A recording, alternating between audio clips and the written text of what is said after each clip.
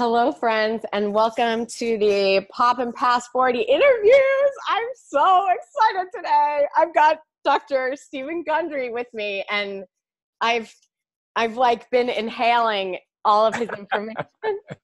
And I've got every audio book, including the Diet Revolution, Gundry's Diet Revolution. I'm just like, the evolution rather. I am totally Gundry. I'm in the Gundry zone right now. And I'm super excited. You poor thing. It's the best thing that ever happened to me, and I'm supremely grateful. So I'll just read you a little bit about Dr. Gundry. Stephen Gundry MD is a renowned heart surgeon, 4-time New York Times bestselling author, and physician scientist. Dr. Gundry is the leading expert on lectin-free diet as the key to reversing disease and boosting longevity, as explained in his 2017 book, The Plant Paradox. In his latest book, The Longevity Paradox, How to Die Young at a Ripe Old Age, that one right there. His fifth book in the Paradox series, The Plant Paradox Family Cookbook, which I am chomping at the bit for. It's coming out in November 2019. Yeah? Correct. Yep. I'm so excited. And you're going to have a fertility chapter in there? Yep, we sure are. Hallelujah. Thank you. That is the best. He practices medicine 7 days a week in his waitlist-only clinics, International Heart and Lung Institute in Palm Springs, California, and the Center for Restorative Medicine in Santa Barbara. Dr. Gundry is also the co-founder of Gundry MD, a wellness brand and supplement line, which I love the Vital Reds. I drink them every day. I just had a big glass of it. To learn more by listening to Dr. Gundry's podcast, available on iTunes, Stitcher, and Google Play, or visiting drgundry.com. So I'm going to have all your socials in the in here and then in the book. Okay. Great. So, Dr. Gundry, I cannot say enough amazing things about your work. As some of you know that have been following my channel, I was hospitalized with MRSA in April, and I had a complete devastation of my microbiome. And for those of you who aren't familiar with what the microbiome is, it's just kind of like your gut buddies. It's your internal gut buddies. I had 4 days of IV antibiotics. It was really divine intervention that I was led to your videos, books, and audiobooks while browsing the internet during my recovery. So I'm so thankful, deeply grateful for you and your materials as they've helped me get my life back. You are an exceptional human, helping millions to take responsibility for their health. Also, my family kind of lucked out, as I've been living a Gundry-approved lifestyle and cooking from your fabulous cookbooks. My daughter regularly asks me for your chocolate snacking cake. Oh, yeah. Yeah. And my husband is a big fan of your not-so-bad pad thai.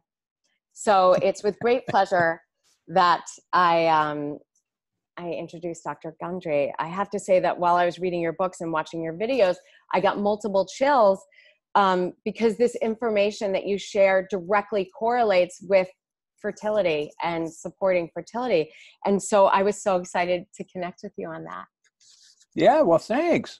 I don't deserve all that praise, but I always quote Mark Twain, who got that praise before being introduced. And he says, I don't deserve it, but I have arthritis and I don't deserve that either, so I'll take it.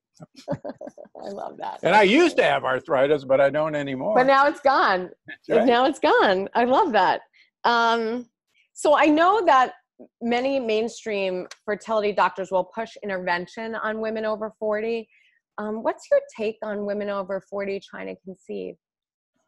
Well, it's interesting. My wife was conceived when her mother was 43 years old, and this was back in 1950. And it was considered really stupid, and that, her doctors actually, advised her not to even try to get pregnant, but it was actually a second marriage for my wife's father, and they really wanted to have a kid, and it was let's try for it. And apparently my wife is fine. She seems to have had no harm done from a late pregnancy. She's doing great. She's Yeah. running and doing her thing. Yeah. Yeah, so she's a perfect example that pregnancies in the 40s can certainly work out just fine. Oh God, I love that. And women really need to hear that. So thank you. Why is it so important to have a strong microbiome before trying to conceive? You know, this is getting more and more interesting with almost every passing week. We know that the microbiome, which in general we talk about the bacteria, the viruses, the fungi, the parasites that live in our GI tract. I use a word in the Plant Paradox and also in the Longevity Paradox, the holobiome, which includes our skin, includes our mouth. It also includes, in women, your vagina and actually your uterus. And we used to think, up until really a few years ago, that your uterus was sterile and that there were no bacteria in your uterus. And we used to think that during pregnancy, the placenta is sterile. And now we know that, in fact, there is a very, very complex holobiome in the vagina that probably determines whether or not a sperm is going to make it past your defenses. Yes. And there's some really good evidence that you have to have the right microbiome to allow implantation of a fertilized egg.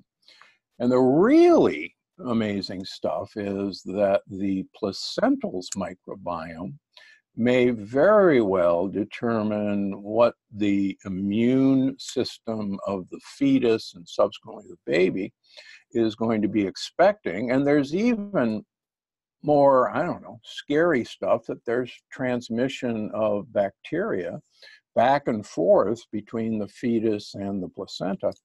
So this gets, I mean, it gets more every day, but it starts to explain why there are manipulable things to enhance, number one, the possibility of getting pregnant, if that's what you want to do, but also to enhance the health of your baby. Besides, you know, singing to your baby, perhaps we should concentrate on making sure that the baby gets the best possible microbiome and information from your microbiome before baby even comes out. So it's really an exciting time, particularly. It's just mind-blowing because first of all, when I was on my journey, these $15,000 a pop, very fancy fertility clinics never even checked my vaginal pH. When I finally ended up getting a postcoital exam, my husband's sperm were all dead. I was killing my husband's sperm. And it's just the simplest thing. So women are going into these clinics and they could just be working on their microbiome and all of that and have a favorable outcome instead of it would save them a lot of money too. And also, what better than to gift your child with vibrant health? Yep. I mean, I know I was watching the Bilyeu interview, the Tom Bilyeu. Am I saying his name correctly? Yeah. He's great. And you know, everyone knows about like a vaginal birth is always preferred because of all that great bacteria. But when I heard you talk about the uterine microbiome and the placental microbiome, I was really like, wow. And then of course I'm like, maybe I didn't do enough. I feel, I mean, she's really healthy and she's really great. She's a hardy kid, but you know, and I'm done because I'm going to be 48. But like, I just feel like the women listening to this, like we cannot drill it down enough. Like you got to focus on your microbiome. And I loved, so I loved also, you were talking about how you inherit the microbiome from the mother.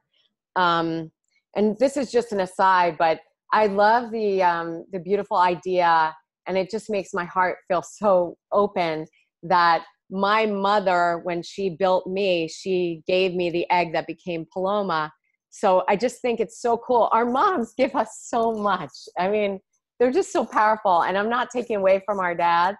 Our dads are amazing, but it's just really beautiful.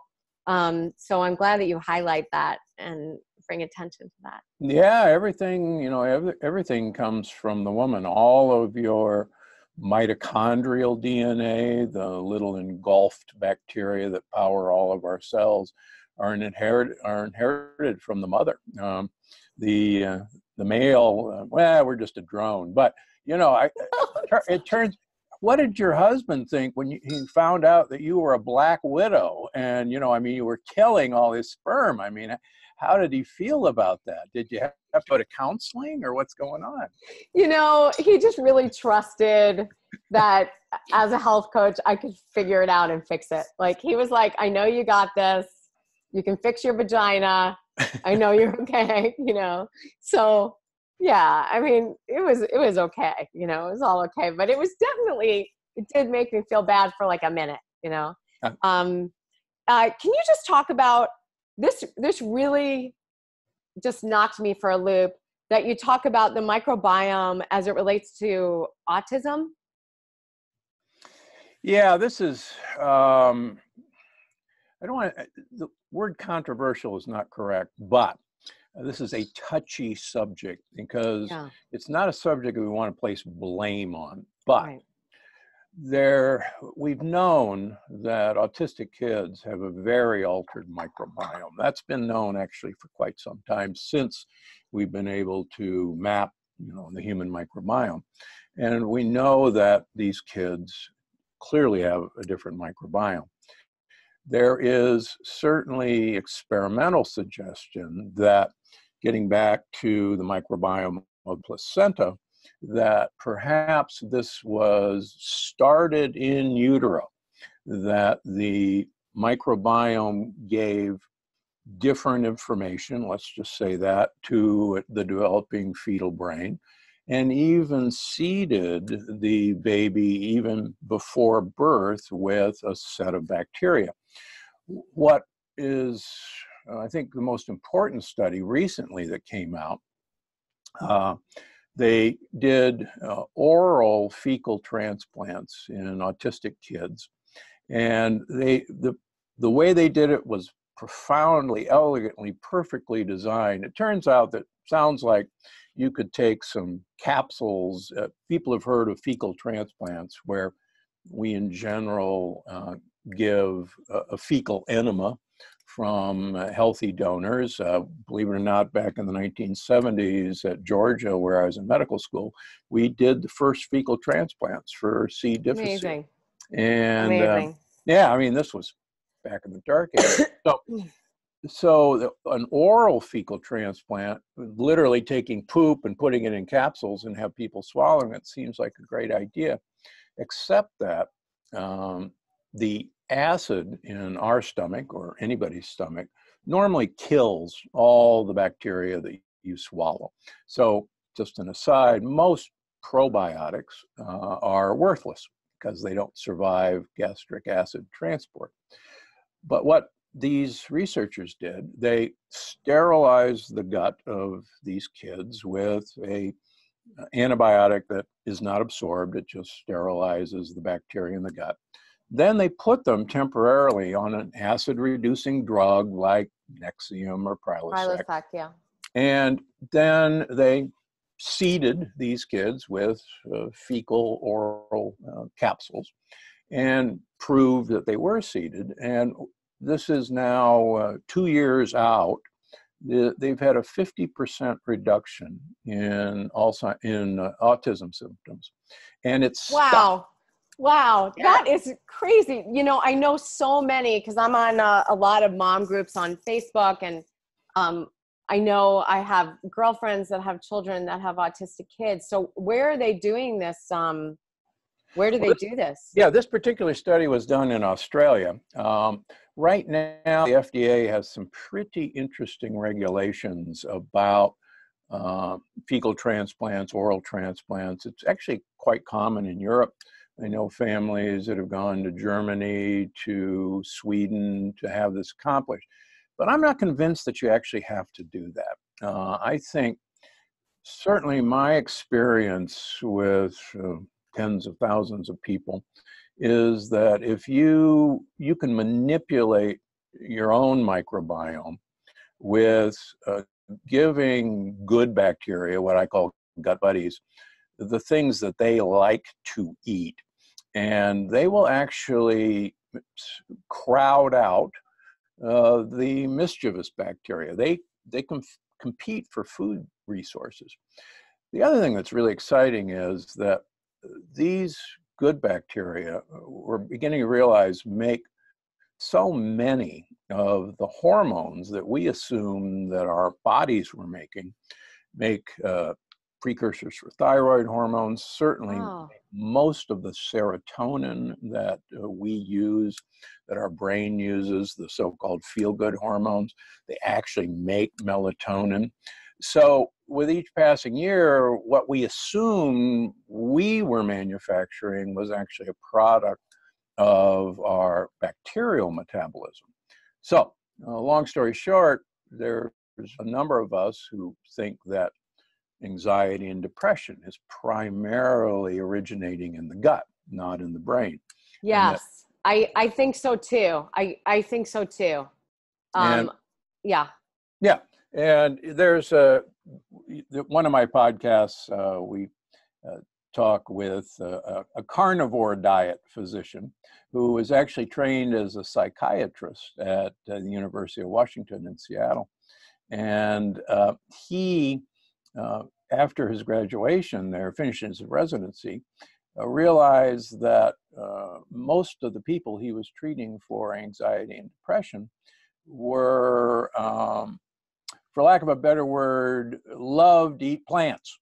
And he got the crazy idea that maybe the plants were rather clever, actually, after reading my book, and that maybe the plants were making these people depressed and anxious. So he started putting these people on a carnivore diet where all they ate was meat. That was it.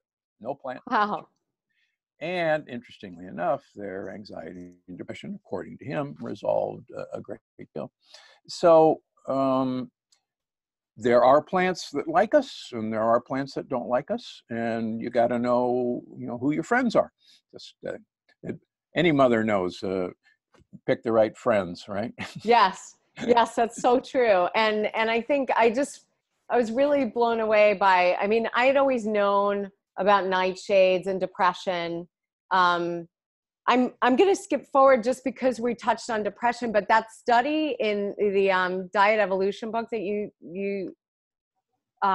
there was a study that you quoted about omega-3 fatty acids for the depression. And I just find that I see a lot of people on psychopharmaceuticals, and I know it's really not good for, I'm sure there are many different side effects. And I was really encouraged by that study. And if you could talk about that for a minute, about the high doses of omega-3 fatty acids as they relate to depression. Yeah, it's interesting. The brain is about 60 to 70% fat. So I always tell women that if you want to call your husband a fathead, I'll back you on this during an argument. But the brain is about 50% DHA, which is one of the long-chain omega-3 fats, and surprisingly, 50% arachidonic acid, which is supposedly the evil. I remember from nutrition school, don't have, the whole zone diet thing, arachidonic acid is evil. And I'm like, but I love eggs. And anyway. Well, it turns out if arachidonic acid was so evil, then why is half of our brain composed of arachidonic acid? Right. And why do we have an enzyme system to convert short-chain omega-3 fats into long-chain omega-3 fats in both omega-3 and omega-6 fats? And what's happened in our diet is we have so much more omega-6 fats in our diet that we basically occupy that enzyme system making omega-6 rather than omega-3s. So, but back to the story. So DHA, these are, among other things, they're insulators. And I'm old enough to remember back when we had stereo systems, we had cables that ran around the room to our high fidelity speakers, and the farther the stereo was from your speakers, the more transmission signal you lost because of electricity escaping the wire. And we got really thick cables and insulation systems and spent a lot of money. The brain works in the same way. Neurons communicate to other neurons, long dendritic processes, and you can literally lose information along the way if you don't have good insulation. And omega-3 fats are part of the insulation system of the brain. And there's some pretty cool studies out there that show people who have the smallest amounts of omega-3 index, which looks at DHA and EPA over a 2-month period, have the most shrunken brains in the smallest areas of memory. And sadly, I take care of a lot of vegans who come to me initially, and they have virtually no omega-3 index at all because they've been under the mistaken impression that they'll convert flaxseed and flaxseed oil. And the algae and all that. Algae, Yeah, and no, they won't do it. No. They won't do it. Now, you can get algae DHA now and algae EPA. So there's no excuse for even a vegan to not have enough omega-3 fats in the brain. But yeah, this is, I think this is really important. The other thing, I was just actually reviewing a paper, I think 2 days ago, out of Germany, looking at, there's a compound that was purported to reduce depression called St. John's wort. And it's available in the United States, and it's the most popular antidepressant in Germany. So they actually did a placebo double-blinded trial looking at the effect of St. John's wort, both low dose and high dose, on clinical depression. And just so incidentally, they had an arm of the trial where they compared a antidepressant, Zoloft, with placebo. And they found, much to their chagrin, that St. John's wort had no better effect than placebo on depression. In fact, the placebo worked better than St. John's wort. But here's the important caveat. And turns out Zoloft was inferior to placebo in treating depression, both at high dose and at low dose. And when you start actually breaking down all these pharmaceutical studies, you'll find that, in fact, there's very, very, very little evidence that these have any effect at all except a placebo effect. And yes, and please don't fall into this trap, particularly women. Don't go down that. We spend a lot of time getting people off of these drugs. Yes, yes. We do get them off of their drugs. Yes. And please don't come away from this podcast and say, oh, I have to stop it tonight. No, you can't do that. So I'm also a licensed drugless practitioner. It's a very slow process. If you're out there, you need to work with your doctor to get you off the psychopharmaceuticals. It's a long process. We take at least 6 months to do it. I mean, I do with my clients. And we really have to focus on diet while we do it and all that good stuff. So yes, totally. When you were talking, I was getting chills because I had read the Joe Dispenza book, You Are the Placebo. And so all of that is like where I'm at. And I just feel like your mind is so powerful and your brain is a master dispensatory. Is that the right word? Dispensary of these things. And with a diet like your diet, we can manufacture these things. With a strong microbiome, we can manufacture these things.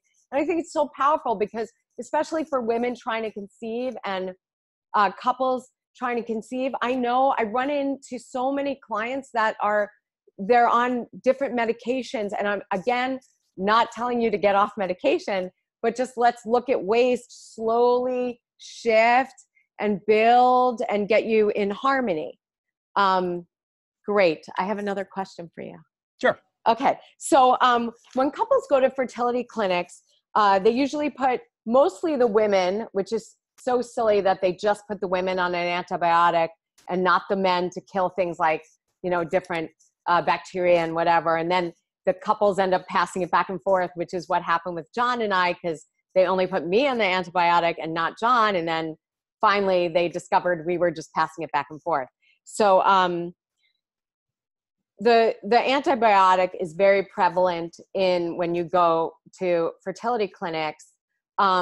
What's your best advice for building, to rebuilding the microbiome after an antibiotic? And just an aside, after I got back from the hospital, I have sensitive teeth, so eating fermented vegetables, like cold fermented vegetables, was rough on my teeth.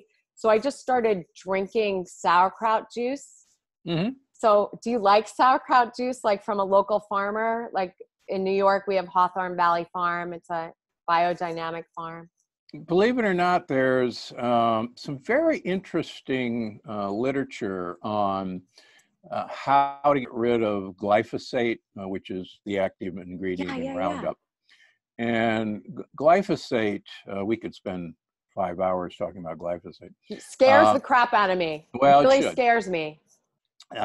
Anyhow, sauerkraut juice has been shown, at least, believe it or not, in cows, to help eliminate glyphosate. And whoa, that's awesome. And also apple cider vinegar is actually quite effective. And it's actually in one of my products, Detox, for that reason. Also, so you're talking about soaking the vegetables in it, or just including it in your diet so you can just get them out of it like helps you clear them out? Yeah, it actually helps clear glyphosate out. What people aren't aware of is because our cows and pigs and chickens are fed GMO grains and soybeans and corn, that they actually are riddled with glyphosate. And what people aren't told is that it's such a problem in terms of these animals growing properly and actually staying fertile that farmers have worked on ways to get glyphosate out of these animals, because that's all they're fed is glyphosate-coated soybeans and corn.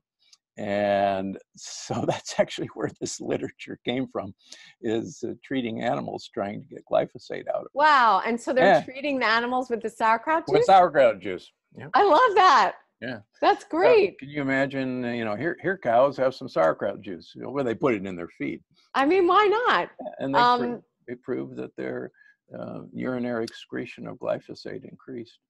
Wow, that is really powerful information. So we just need to include it. We need to include these things in our diet. And and I'm sure you're well aware that men's sperm count is going like this. Yes. And well, the Terminator seeds and all the Roundup and everything. It's like Monsanto has created crops that are infertile. So the fact that fertility is on the decline, and we're surprised about this, and I always get into this with people, and I try not to get into anything with people because I'm just, let them go figure it out for themselves. But, it's like, if you're not eating organic and then you're getting things sprayed with chemicals. But now the crazy thing is, because there's so much Roundup and everything, if you've got farms next to other farms, and then the rain is, there was a whole Rich Roll podcast on it that blew me away. But with this doctor, I'm forgetting. I'll send it to Susan, but I'll send you it was great. It was great. Anyway, so sorry.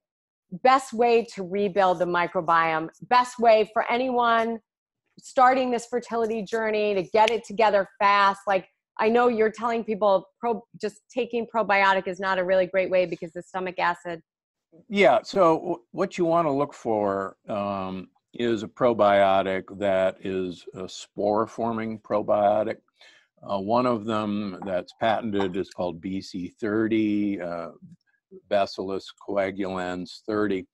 You can get it.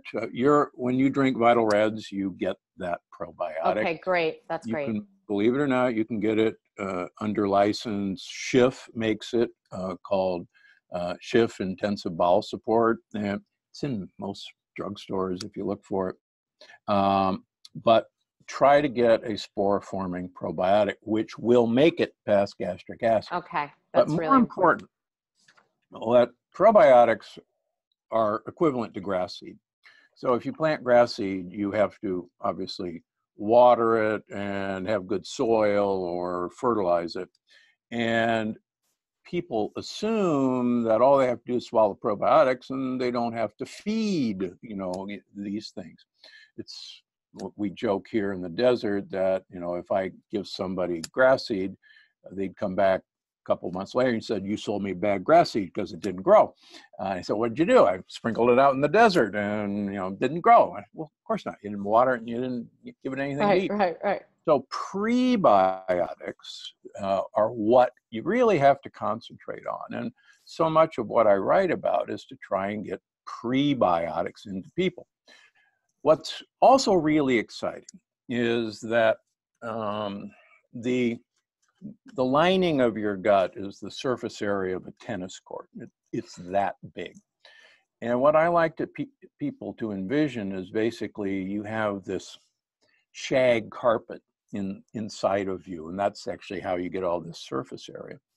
And these people may remember from high school biology all the microvilli. Yeah, the fingers that. Yeah, the little fingers. Yeah. Those are actually our roots. Those are our roots. And the soil is actually our microbiome and the things we swallow. Now, at the base of these roots, the microvilli are what are called crypts. And down in the base of this crypt lives the important bacteria and a bunch of stem cells that repopulate our microvilli. So the exciting thing is you have this store of these guys hidden away for emergencies. They're kind of like in fallout shelters. And, once the event happens where, you swallow an atomic bomb in terms of antibiotics, these guys can actually be coaxed back out as long as you give them what they want to eat. So that's the exciting thing. It's not so much the probiotics, but it's the prebiotics. The nourishing of them. It's like any good thing. You want to nourish it. You want to love it up. So that's why I love your cookbook so much, because they're just loaded with great recipes that are, and you turned me on to something that really surprised me. The QUORN, the corn grounds. Yeah, corn grounds. I mean, they are amazing. I was like, last night's dinner was off the charts. It was like, I made a little bit of toasted millet because my baby girl has to have some sort of grain. That's great. Millet's great. And then tons of vegetables, all the Gundry approved vegetables. And then this corn. I've just been so grateful for all the cool things that, and I went to culinary school. I know ingredients, but I got the fish sauce, oh yeah. But it was hard to find one with no sugar. I did find it. It took me a long while to find it, but I just love, it's like fermented anchovy, which has got to be great for your gut, right? Yep. I'm just adding that to things, and my family doesn't even know. Well, now they know. But, it's great. So I'm all jazzed about rebuilding microbiome. And I just think the information you just gave, groundbreaking, awesome. Thank you. Can you talk about exercise and fertility for both men and women? I've had clients that are total gym rats. They're underweight. They're low body fat.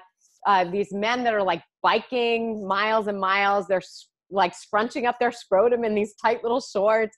And they don't want to give it up. And I'm like, dude, first of all, a baby's not going to go where it's too skinny, or too lean. It's just, everything's in the fat. And, so can you just talk about, also when we get them off that sort of scrotum scrunching, I call it, thing.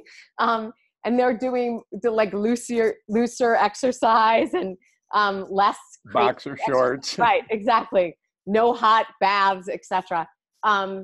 The morphology changes, the sperm count, everything changes. So can you talk about exercise regimen that's fertility friendly for both men and women? Yeah. Yeah. So we know that women have basically a receptor that measures your body fat. And you have to have enough body fat to take a pregnancy through 9 months without eating. And without eating. I really want to hit this home because there's such a focus on being skinny. There's such a focus on perfection, body perfection. There's all this craziness. Can you please tell these women to eat fat and not be afraid of it? Yeah, I mean, it's just think about it. We don't want to waste eggs. We don't want to wait. You're, no offense to anybody, but we're here to make a copy of our genes and get it, to the next generation. That's actually the only reason we're here. Actually, the only reason we're here is a home from our microbiome, but we can talk about that later. So you don't want to waste a chance that a fertilized egg isn't going to be able to make it to birth if starvation happens tomorrow, if a plague comes and all the food's wiped out.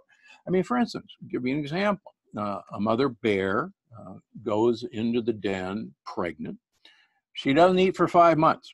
She gestates her kid, she suckles her kids, she emerges from the den skinny with her muscle mass intact, because if she used her muscle as fuel, she couldn't hunt. So she lives on her fat. We're the fat ape.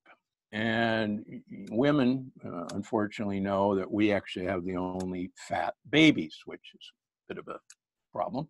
But we have the ability to store fat. And one of the things that's blessed humans is you guys have basically a fat counter that says, okay, this person has got enough fat to make it through a pregnancy. In fact, estrogen is the fat storing hormone. That's why all of a sudden in puberty, you start putting fat stores in interesting places. And in general, if women fall below 20% body fat, I've rarely seen a pregnancy. If I can get women into, what's the range? So if I can get a woman, so bodybuilders compete at about 7 to 8% body fat. They usually can't hold that and go up to 12% or so. I've been as low as 9%. I was miserable. I hate it. I tend to run around 14, 15% now. But if I can get women up to 22, 25%, then we've had a number of examples where all of a sudden, here comes a baby. And they go, what the heck? Now, the other thing is, and I talk about this, we have a system of monitoring how hard we're working to acquire food. And this was actually first demonstrated by Robert Sapolsky from Stanford, one of my great heroes, who studied baboons in Africa. And it turns out that the head baboon and his mate are kind of sitting up, on the top of the hill, picking their teeth and not working very hard. Whereas all the other baboons, particularly the young males, are struggling, they're fighting all the time, and their cortisol levels are high, and they don't get the chicks.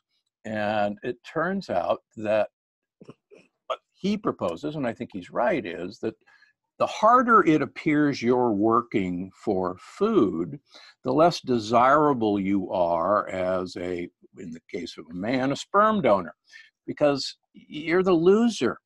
And so what I tell men, if you want to get your wife pregnant or significant other, or maybe you want to be a sperm donor, I don't know. You got to back off on your exercise program. Yes, yes. And for goodness sakes, get off the bike. Get off the bikes. If you're going to get on the bike, I don't know, let your scrotum hang out in the breeze. It probably wouldn't be very socially acceptable.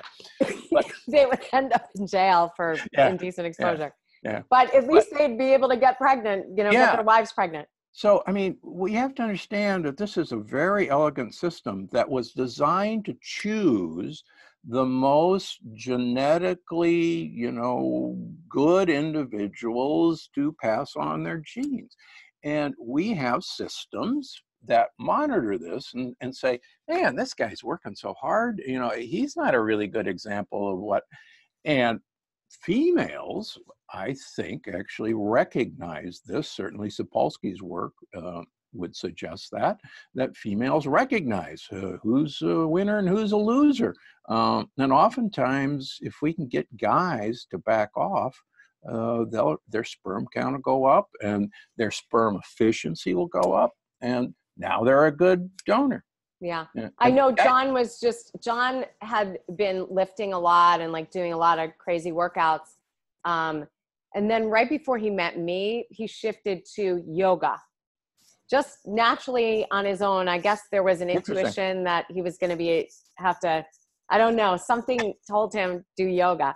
And I was doing a yoga challenge when I met him. So we were like all yoga. When we met, we got very into yoga together. It was like nice. So what would you say, best, if you're writing a prescription for a workout for a man and a woman, I know you love walking. Hiking is great. Get a dog. Get a dog. Dog will change your microbiome rather dramatically. I'm a big fan of yoga. I'm a big fan of power Pilates or Pilates. We know in experiments that Pilates and yoga actually changes your microbiome. And I talk a lot about this in the longevity paradox. You actually improve the diversity of your microbiome with yoga, with Pilates. And one of the things that is apparent in super, super old people is the more diverse your microbiome, the more species you have. I mean, there should be about 10,000 different species of bugs in us. And some of us may only have 1 or 2 species after a round of antibiotics. It's that scary. And it's just a question, how do you test for that? Well, I mean, you can do, there's lots of microbiome testing services, and I don't advise them. I actually don't anymore test microbiome on people. I just watch what happens, and I can look we have some really elegant tests for leaky gut, and we follow that instead. So, but there's a lot of services that do it. And I love what you were saying about the blue zones, how they don't live in ranch style houses. They're still climbing stairs at 85, 90. And I just love your work on when you talk about the blue zones and activity. They're not no, they're not giving up. My favorite example that I talk about, my great-grandmother died 1 month shy of her 100th birthday, and she lived in a 3-story house in Omaha, Nebraska. And we were actually a very close-knit family, and we used to go and visit her all the time. And her bedroom was on the 3rd floor because they had raised a bunch of kids. And she kept her bedroom on the 3rd floor of this house. And, in her 90s, several times a day, she's walking up these 3 flights of doors to her bedroom. And my sister and I are going, Granny's really stupid. She could come down here on the 1st floor. Granny was really smart. Dumb as a fox. Dumb as a fox. Yeah. That's great. And she always, all of these blue zones live in hilly communities, and they walk up and down hills all day long. And they probably walk their dog. Yes, of course. And so, do you think there's a communication between the reproductive system and the microbiome? Yes. Yes. Yes. Absolutely. Okay.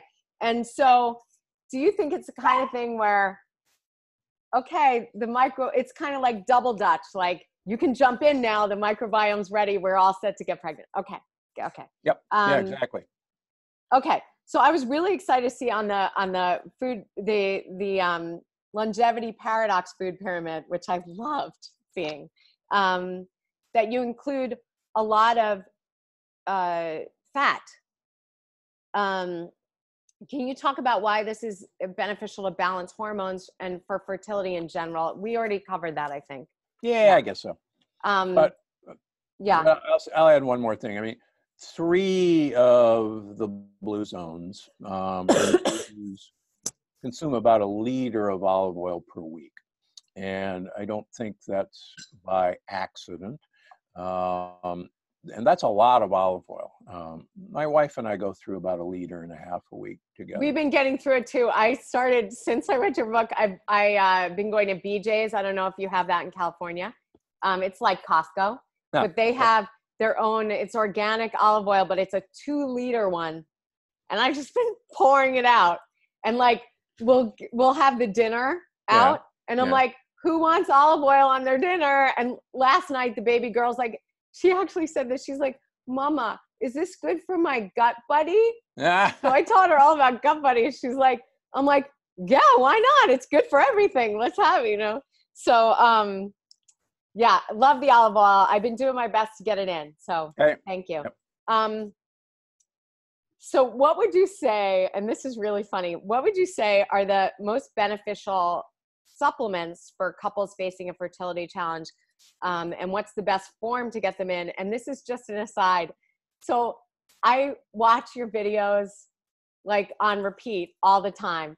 And usually when I'm cooking, so my husband comes in from work, I'm cooking, he sees the video on, and every single time without fail that you mention vitamin C or D, it's like Pavlovian. I will go and I will pop a few vitamin C or D to get to my, whatever, I think you said 9,000 of D or 5,000 of D. 5,000 of D. Yeah, 5,000 of D.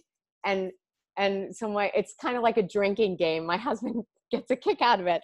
So, so just supplements. I know you talked about the mitochondria and the power in that. And I know that there are studies, Danish studies about CoQ10 enzyme powering up the mitochondria to help with that very beginning stage of the chromosomes sort of like, you know, dividing, all that process. So can you just talk to that? Yeah, okay. So most Americans are profoundly deficient in vitamin D. 80% of Southern Californians, when I see them in my practice, are deficient in vitamin D. We wear far too much sunscreen, and most sunscreen, believe it or not, are full of toxic endocrine disruptors. Yes. And if you want to get pregnant women, please don't use sunscreen, or use only the sunscreens that many of us have in our books. You wouldn't believe how it screws up your endocrine system. And there's good studies in humans that we absorb those chemicals from sunscreen into us. Yes. And they're endocrine disruptors. That's number one. So vitamin D, bare minimum, take 5,000 international units of D3. I've never seen vitamin D toxicity. Could it exist? Maybe. But I have people who run their vitamin Ds well over 100. I run mine greater than 120 for the last 15 years to prove I'm not dead, and so far so good. You're looking good. Everything's good. So we try. It's the old joke that Jack LaLanne, who became a friend of mine late in his life, he says, I can't die, it'd be bad for business. So that's true, especially for you, the longevity paradox guy. Yeah. They're just waiting for me to crump. No. So vitamin D. Number 2, I do not wear sunscreen. I eat my sunscreen, and one of the best ways that you can do that is take timed release vitamin C. If it's cheap, you can find it. Take 1,000 milligrams twice a day. If you don't want to do that, go to Costco or BJ's or whatever you said, and buy those chewable vitamin C tablets and carry them around in your pocket. They're 500 milligrams. and chew one 4 times a day, and you'll get the equivalent. There's so many reasons to get vitamin C. We're one of the few animals that don't produce our own vitamin C, and it's really, really important. Third thing we already talked about, get some fish oil in you. And most fish oil is molecularly distilled now. That means it doesn't have any heavy metals. If you're really concerned, look for fish oil from anchovies or sardines. Small fish really don't have any of these toxins in them. But I most always fish tell clients, the bigger the fish, the more toxicity, the smaller the fish, the less toxicity. And that's why I'm always pushing, you know, you can make great salad dressings with anchovies. It's like an easy way to get it. Yeah. I was eating a ton of sardines when I was trying to get pregnant. Yeah. Yeah, So, and I think there is good evidence that, particularly if you're trying to get pregnant, please stay away from large fish. yeah. You know, don't have grouper, don't have swordfish, don't have tilefish, don't have sushi. Oh my God. So this is big because it devastates your microbiome. There's so much bad bacteria in it. I try and tell my clients, like, they're like, I have to give up sushi. And I'm like, hell yeah, you have to give up sushi. You know, Plus, you know, sushi grade tuna is just loaded with mercury metals, and PCBs, and so bad. that's the first thing I do. You know, oh please, you know, stop eating this stuff. So crazy. And you know, take chlorella, take activated charcoal. It will help absorb heavy metals. Actually, it's very good at it. So that's a good way. So, what other supplements for trying to conceive? So again, I'm biased. The more polyphenols I can get into somebody, the better. Yeah. And whether you want to go and buy grapeseed extract or French maritime tree bark, or my products like, you know, Vital Reds, for instance, the more polyphenols, the better. Now, there's great polyphenols in black coffee. If you put milk or cream in it, they'll bind the polyphenol. Coconut milk? Coconut milk, like probably, actual from a can, like the coconut milk. That'd be okay. No, but don't use milk. I just watched your coffee video. Ah, yes. So I switched from the A2 milk even. I'm like, I'm just going to use the coconut milk because I want to get my polyphenols. Yeah.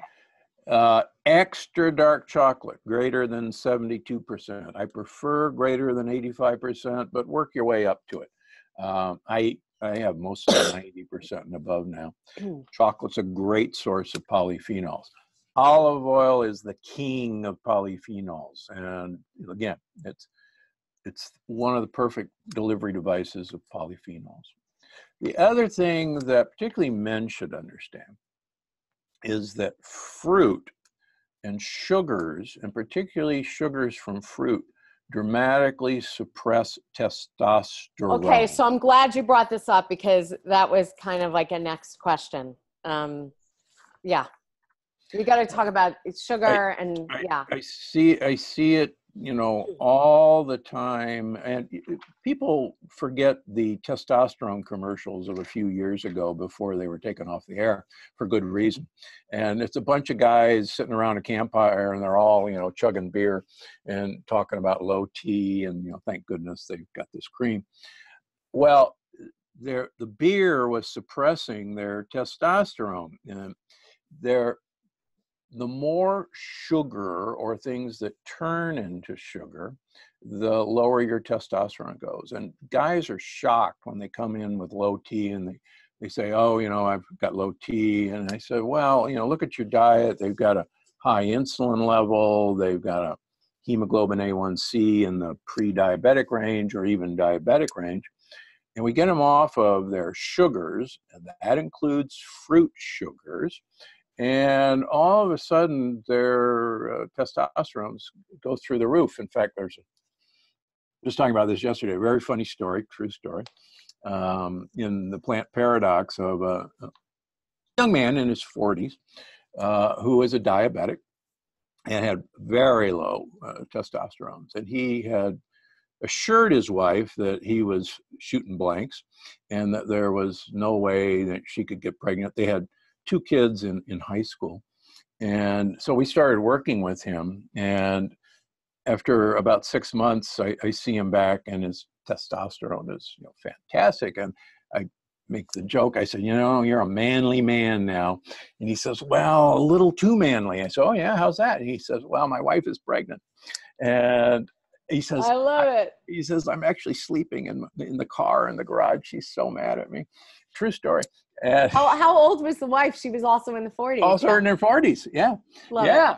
it. And I love so luckily they have a beautiful baby girl. Both of their other kids were boys. So turns out the wife is very happy, and Of course. he's back in the house. But it just goes to show, here's a guy with, you know, low testosterone. He's a diabetic, treated typical, eat a lot of carbohydrates and don't eat fats. Yes, yes. What to do for diabetes? Well, if you want to keep eating, yes. And so we changed his diet. Up comes his testosterone, and there's the baby. It's so empowering what you do. It's so empowering to people, and your teaching is so empowering. It's really great. I mean, it's so exciting. People feel so defeated, and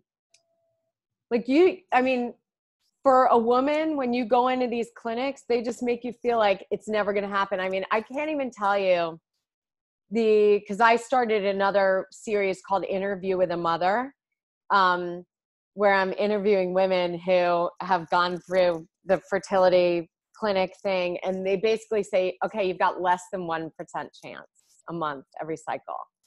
And then I just spoke with a woman the other day.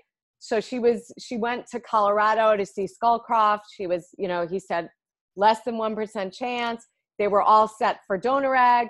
They were like, okay, we're just going to get a donor egg. It's fine. They made peace with it.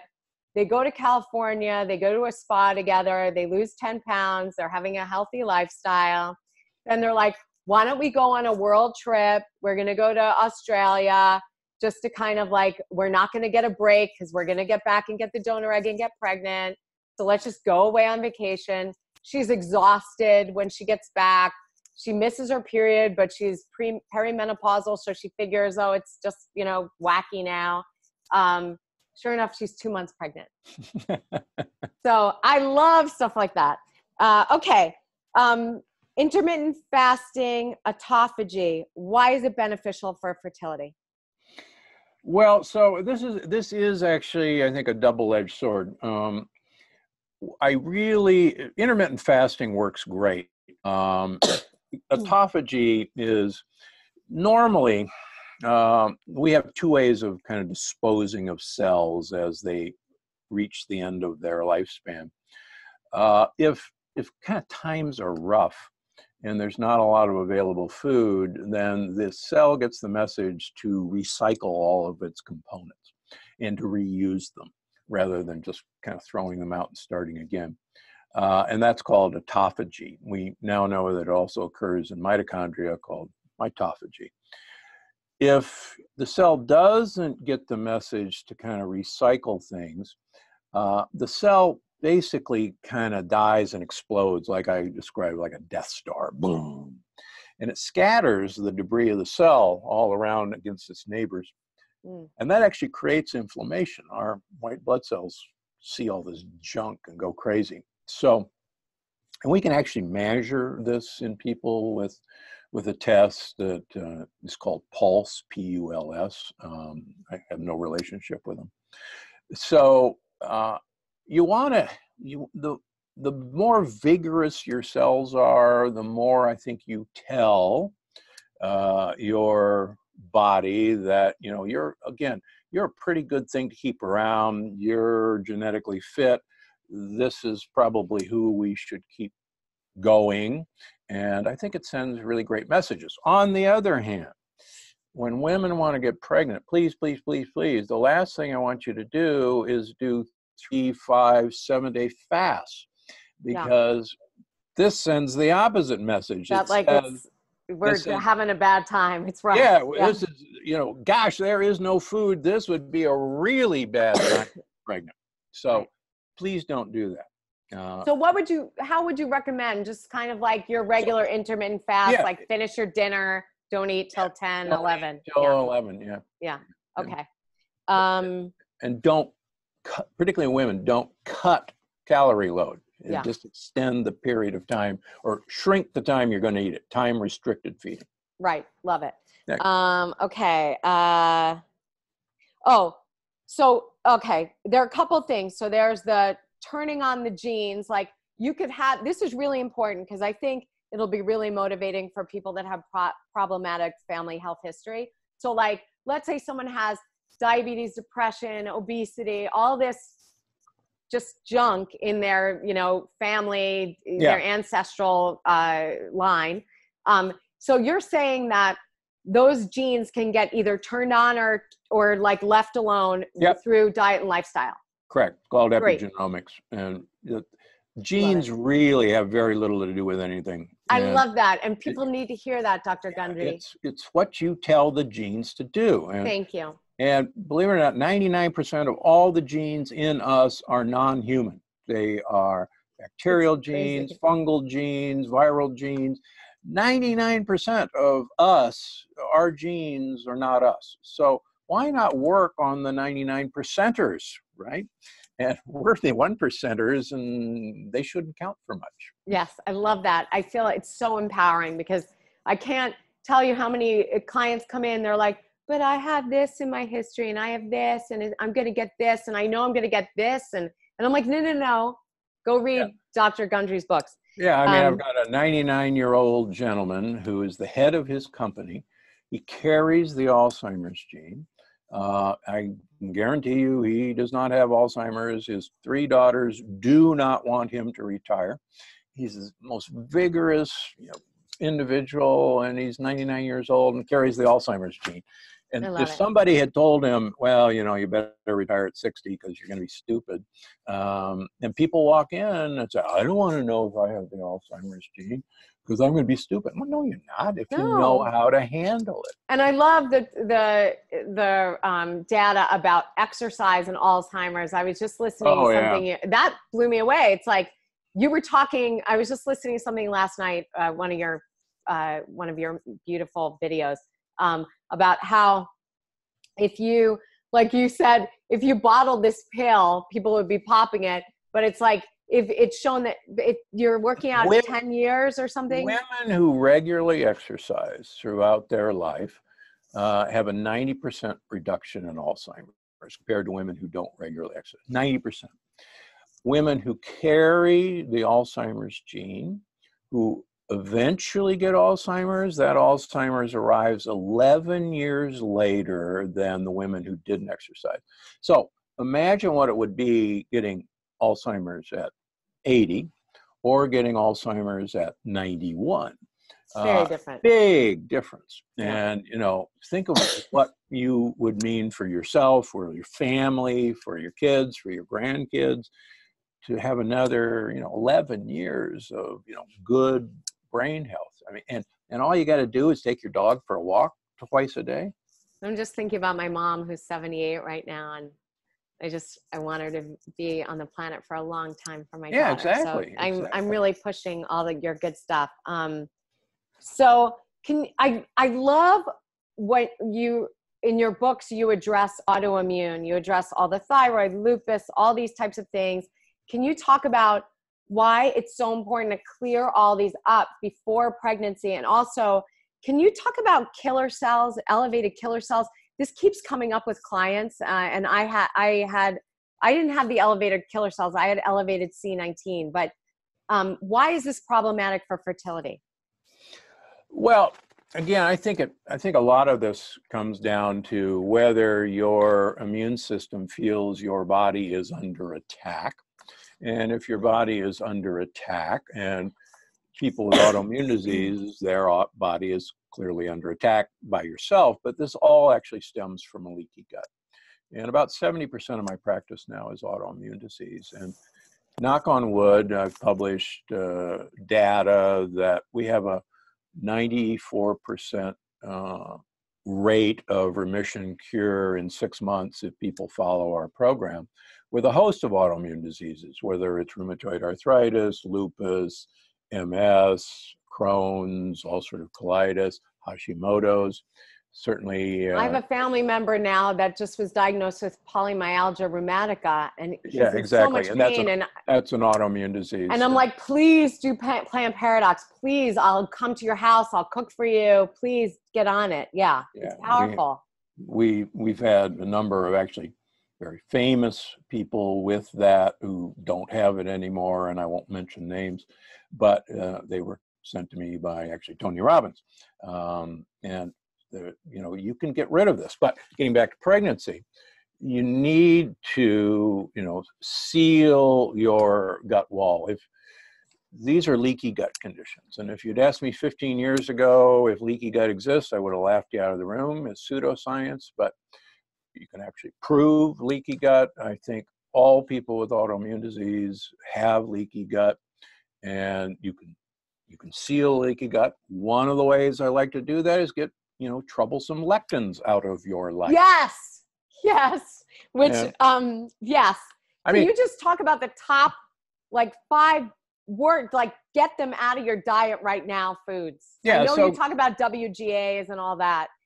So here's an alert, and I'm about to send a paper into the American Heart Association Lifestyle and Epidemiology Conference, and I won't tell you all the details, but we see a large number of people who eat gluten-free and who still have autoimmune diseases or bowel issues, IBS.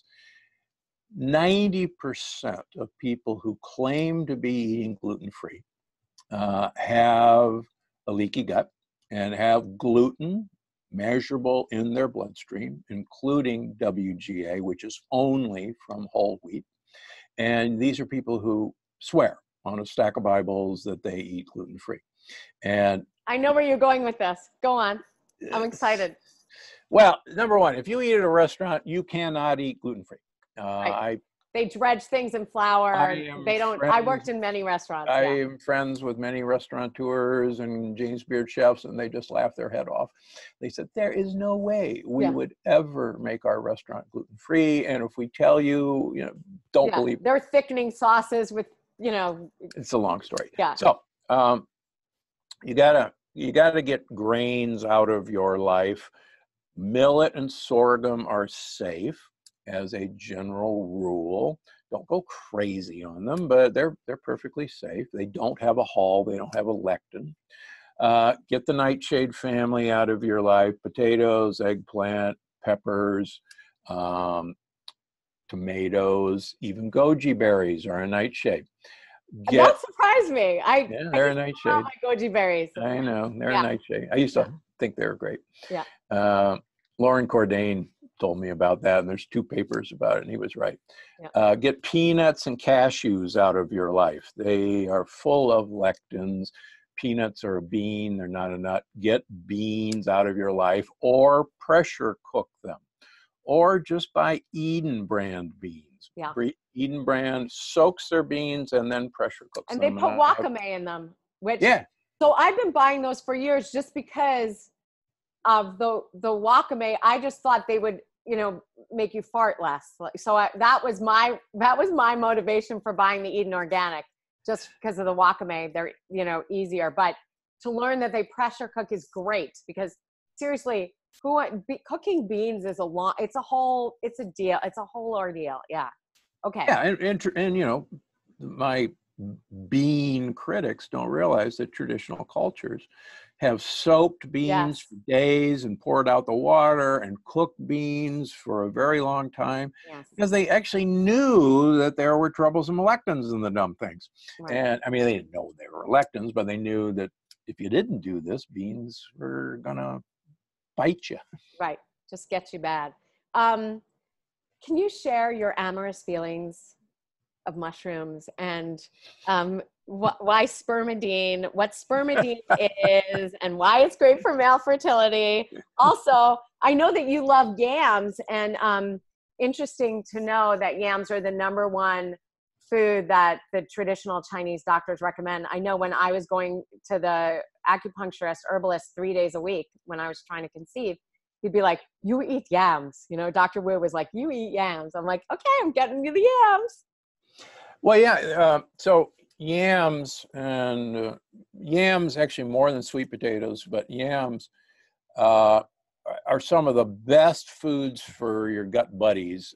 We know that the naked mole rat, and please have your folks Google naked mole rats. They have them at the Science Museum here. They're really unattractive. We can watch them for hours, but they're really really unattractive. But they live forever. They live forever, and they live on yams and actually fungi. So getting back to mushrooms. So there's a class of compounds that are called polyamines, and one of the most famous is spermidine, and you can guess where that name came from. And it's some of the most longevity promoting compounds there are. They're also in aged cheeses, like, for instance, Parmesan cheese. Which we love. But they're very prevalent in mushrooms. And they're also present in lentils. And one of the blue zones, the Aciarolians in southern Italy, south of Naples, where I visited, they don't eat bread, they don't eat pasta. And people say, oh, of course they eat bread and pasta. No, they don't. But they eat anchovies, and they eat huge amounts of olive oil, they eat rosemary, and they eat lentils that they cook for days and days and days. And so when you look at a lot of these cultures, like the Okinawans, 85% of their traditional diet was a purple blue sweet potato. And luckily, we now have that blue sweet potato that you can get in a lot of specialty stores now. Is that the white flesh one? No, it's actually purple all the way through. Okay. And don't confuse that with a purple potato. That's right. The nightshade. That's a nightshade, yeah. Yeah, but no, they're dense purple, and they are full of polyphenols as well as polyamines. So, that's great. And there's a great study out of Singapore that showed that people who eat 2 cups of mushrooms per week, and if you think about it, that's actually not very much. That's not that many. We probably eat that in 2 days. Yeah. Have a 90% reduction in dementia compared to people who don't eat mushrooms. So that's amazing. Again, it's like just how eat much the freaking mushrooms. How much would you pay, a drug company for a pill that had a 90% reduction? And just eat 2 cups of mushrooms a week, and it's like, I don't know why people are so afraid to get into the kitchen, and if you're worried, if you're worried about raw mushrooms, just cook 2 cups. Yeah, in a lot of olive oil. Yeah, in a lot of olive oil. Yeah, with rosemary, which is so delicious. Rosemary. Oh my God, I've been doing that a lot. Amazing way of protecting your brain. Love it. All right, so sleep. Can you talk about sleep for harmonizing hormones and benefit for sleep and fertility? Yeah, a couple things. I think Arianna Huffington, who has become a good friend, you cannot burn the candle at both ends. You cannot be this incredible male or female warrior who lives on 4 hours of sleep. There's about 5% of people who can, and most heart surgeons probably have that ability. But the vast majority of people absolutely have to have 7 to 8 hours of sleep a night. And what we're seeing, thanks to trackers like the Oura Ring, which I have on here, and a Whoop band, which I have on here, they are both excellent sleep trackers, and I don't advise either company. So I try not, so I can talk about people without bias. Get yourself one of these devices, and you will be shocked with your sleep quality. You need to have, we're beginning more and more to realize it's the amount of deep sleep that you have that's the important thing, not REM. REM was the big buzz of the dreaming and all that. But it turns out the deep sleep is when you actually wash your brain. Your brain actually goes through a wash cycle, and it gets rid of all these toxins and amyloid and tau proteins, and literally washes them out. Deep sleep occurs in general very early in the sleep cycle, right after you go to sleep. And one of the things that I stress, that Dr. Dale Bredesen stresses, the end of Alzheimer's, is you got to have this window between the last meal of the day and going to bed. Because your blood flow is sent down to your gut. Believe it or not, digestion is very expensive. And I'm old enough to remember when my mother said you couldn't go swimming for an hour after you ate lunch, right? Because you were going to get cramps and die. Right. And there's a bit of truth to the wives' tale. So the same thing happens if you eat near the time you go to bed, you actually don't wash your brain properly. So again, we have this really cool centralized computer that says, is this a really good example of a human being? Is this who should send his genes on to the next generation? Or is this guy, he's working too hard for food, he's not getting enough sleep, he's skinny. This is a really bad example, and I'm going to make sure that this guy or this woman doesn't reproduce, because that would be dumb. Yeah. Yeah. I mean, I can't tell you how many people, I've had clients that come to me, they're like doctors, lawyers, they're like crazy hours a week, wanting to make tons of, like just doing crazy sales, whatever, all these. I'm like, a baby's not going to come to you like that. Yeah. You need rest, you need sleep, you need anti-stress, okay. Read some of Robert Sapolsky's stuff. I mean, if this happens in baboons, guess what? It happens in us. It happens in us. Yeah. Okay. So I loved your video on skincare, specifically boosting collagen through ingesting amino acids from food and vitamin C supplementation. It's a big challenge for women over 40. We lose a lot of that elastin in our skin. I know we need to wind down soon. I want to be, I want to be respectful. We're almost done. Okay. Is that okay? Yep. Okay. So, but it's also, as women over 40, they're not just trying to conceive. They want to look youthful. Like, we don't want to look like haggard messes walking into, nursery school with our toddlers. Like, what can we do to boost collagen? And I found it really interesting that you said that ingesting the collagen, that if you're ingesting like through bone broth or those collagen powdered drinks, that your body's got to actually break it down first. So yeah, I thought that was really interesting, because I was drinking a lot of collagen therapeutically last year for my knee, and it didn't agree with me. Yeah. We absorb, we have to break proteins down into amino acids to literally bite them off and then put them through the other side. And so if you're eating collagen, there's a lot of L-proline, a lot of L-lysine in collagen. And so bone broth has collagen in it. But I think the mistake people make is all of a sudden, once those amino acids get on the other side of your gut, there's not an instruction manual that says, oh, you just ate a lot of collagen, I guess we should manufacture collagen on the other side out of those amino acids.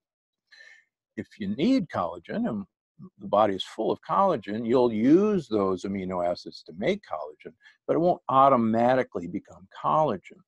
So I actually like people to, just get the precursors like L-lysine and L-proline, but you have to have vitamin C to actually knit the collagen together. I like to think of collagen as rebar. And again, we do not manufacture vitamin C. We're one of the few animals that doesn't. So that's why it's critical to get kind of continuous supply of vitamin C. Now, just swallowing a vitamin C tablet in the morning, that vitamin C is gone in about 2 hours. And it's a water-soluble vitamin. I mean, just yesterday, I met a patient for the first time. He's in his late 60s. And as we're finishing, he said, let me look at your hands. And he says, you've got, baby hands. And he says, look at your face. He says, what the heck? And I was on Dax Shepard's podcast last week. And he says, what the heck? And used different words. He said, what's the deal with your skin? I know, your skin is amazing. What the heck? So it's possible. And if you actually looked at my wife's skin compared to 20 years ago, we're both 20 years older, and our skin is far younger than it was 20 years ago. And we just kind of sit there and marvel at it. It's like, this is really interesting. So it is never too late. Just this morning, an Instagram post, I think it was Creative in My Kitchen, but don't quote me.